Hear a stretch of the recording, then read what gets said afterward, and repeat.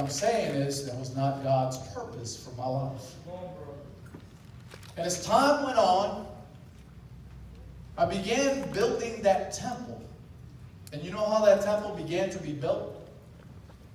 Through accolades that fed pride.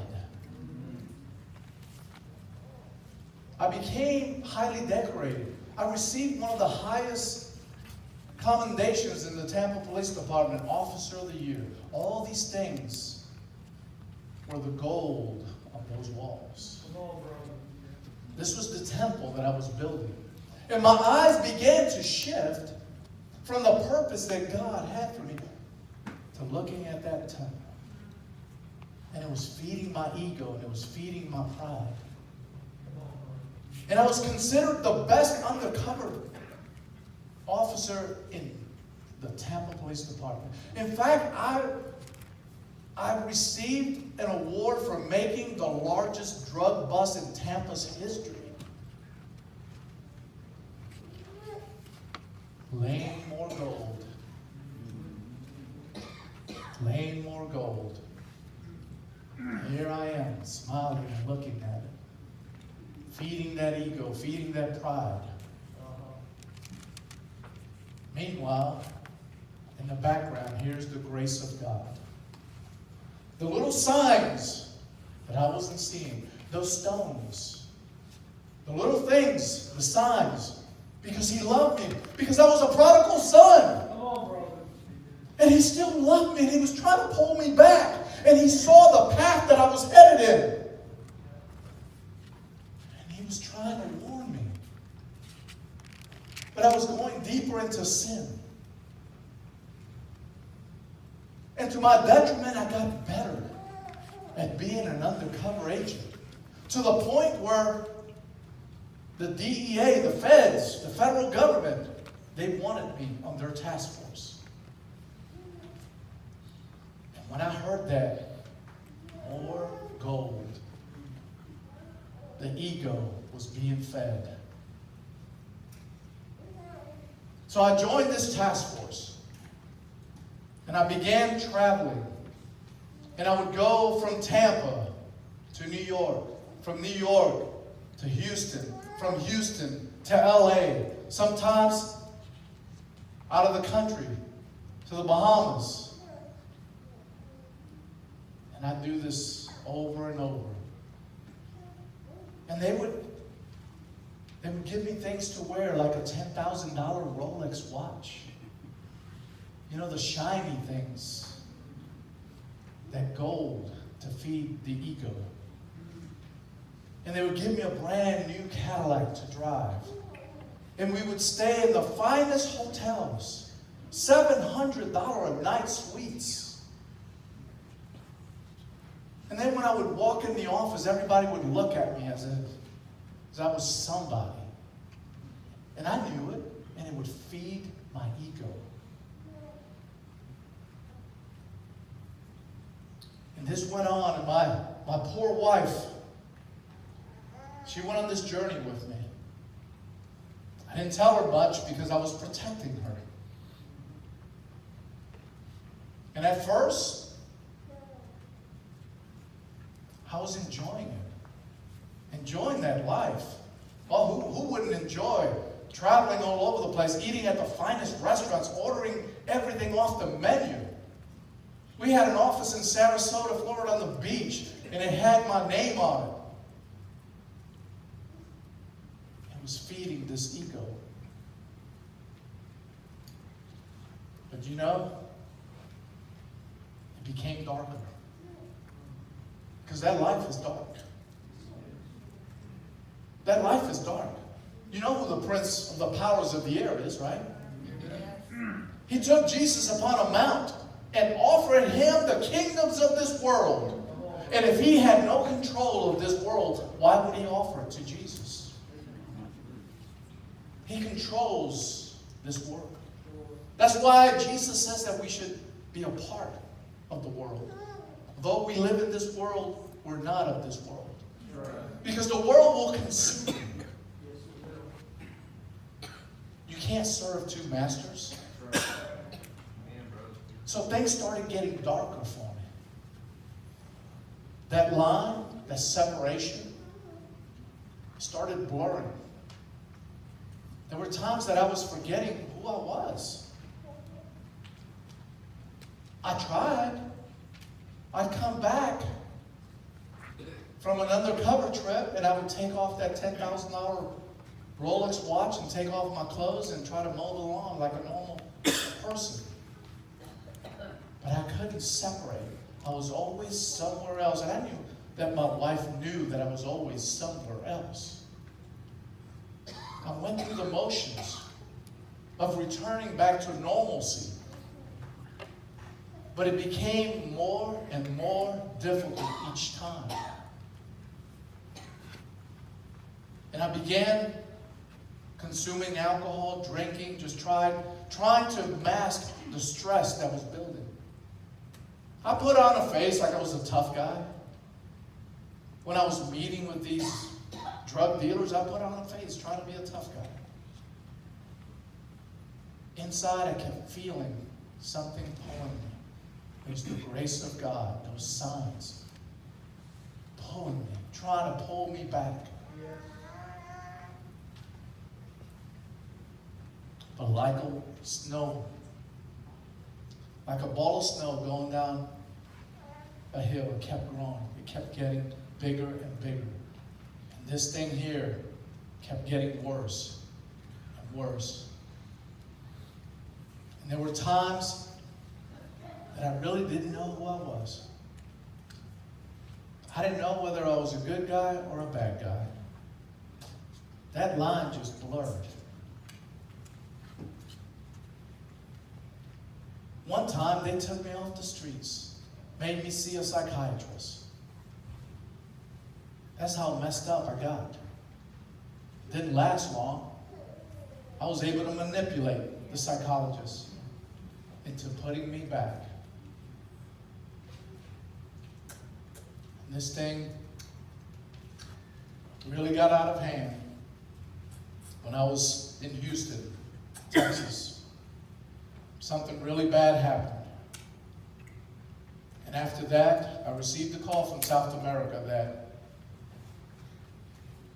they wanted to see me. But the man warned me that they were going to kill me. That they had a contract on me. That I shouldn't go. After that, a sense of paranoia set in. And all this time, I'm trying to hide this from my wife. My wife just knew that I was doing a good job undercover for the government. That's all. And it got to the point where I didn't know who I was. And I crossed the line.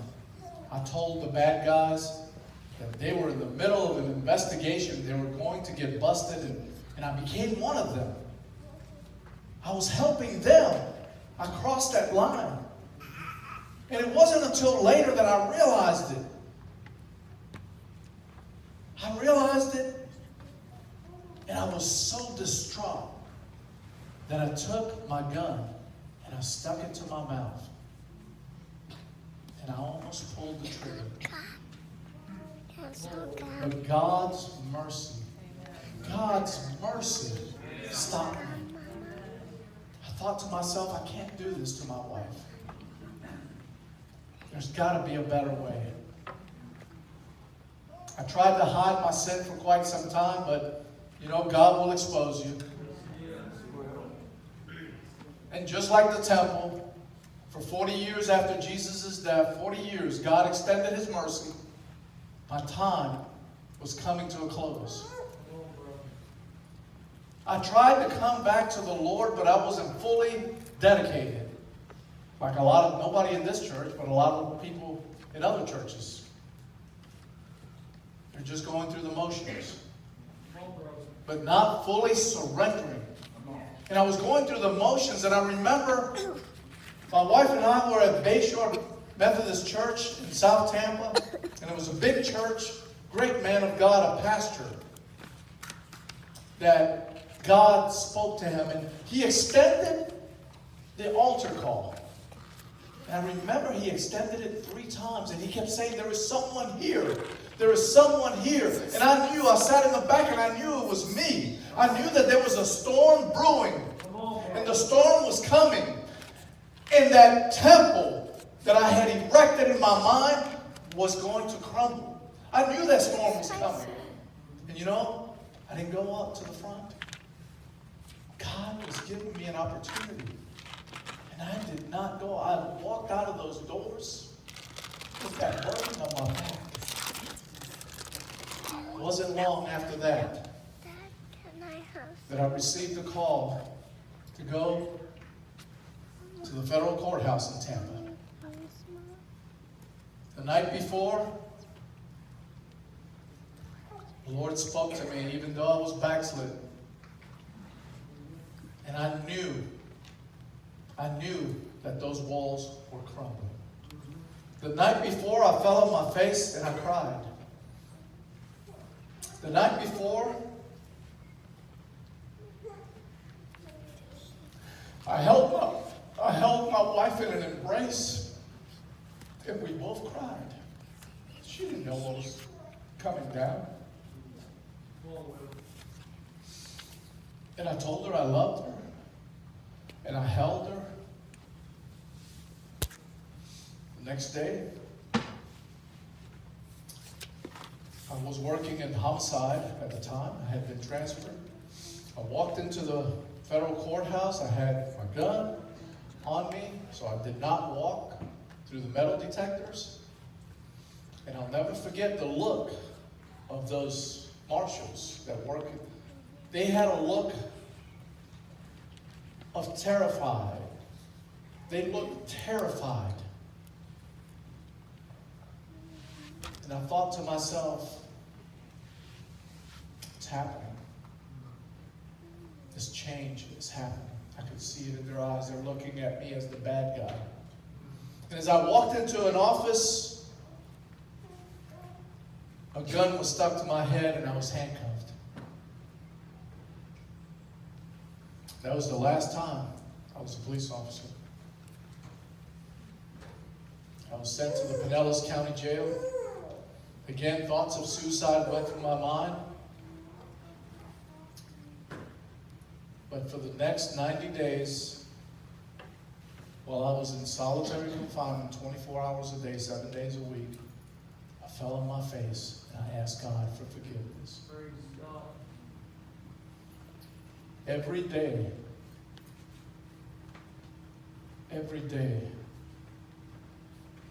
I got in the Word. Every day, I fellowship with the Lord. I have told people that, ironically, one of the strongest times I have felt God was in that solitary confinement cell one day. It was prayer time because I had to have a routine. Jamie knows you got to live by routine. And I was getting ready to pray, and as I knelt down, as I stand right here, I tell you, I felt the arm of God. It was almost a physical feeling. It was so strong and so real that it felt like he put his arm around me.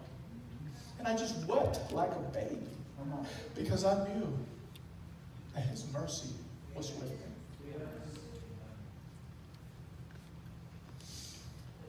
For the next 8.5 years, my wife was on this journey with me. 8.5 years of incarceration. But she was with me. The most important thing, God's grace was with me. One of the most memorable things, and if I went through all this for just this one thing, then it was worth it.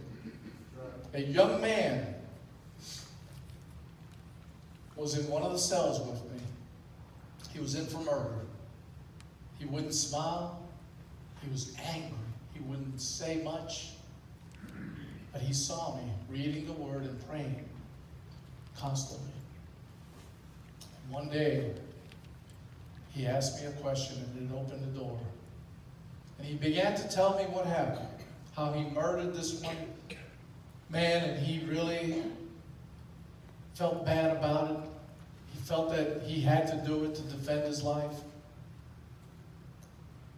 And when I told him, I said, look, Jesus loves you. He died for you.